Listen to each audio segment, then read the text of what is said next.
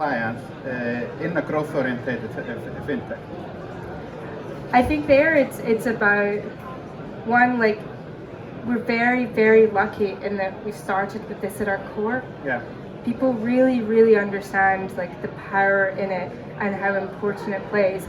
And also when you bring kind of cool technology like Lucinity, and we have people from other teams being like, oh my goodness, can I play around in this? Can I see my data like that? Wow. Yeah. Because it also, like, it's very impactful. If you look at also, like, can transaction monitoring actually identify where customers aren't using the product properly, and maybe you could pull like a sales team in or something to say, actually, like, this customer would prefer to use this feature, something like that. So it's really kind of embedded throughout the organization if you keep it young, and then the difficulty is if you have kind of legacy issues to deal with. But for us, it's about collaboration and empowerment for sure. Collaboration and empowerment with all of the employees, giving them the right tools, which is, of course, the right direction, the right software, the right culture of compliance. I think like nothing destroys a culture of compliance than people not enjoying their work. Yeah. So if you're constantly sitting with legacy tools, legacy systems, legacy ideas or typologies, then it's draining, and people are like, I don't care about this. Yeah. But if you give them kind of what they need to move themselves forward, then also, like, that's why fintechs do so well. That's also why so many spin-off companies come outside of fintechs, because it empowers this entrepreneurial approach in everything that we do. Yeah. And like as soon as that gets sapped down, then that's when you get these issues and you get people.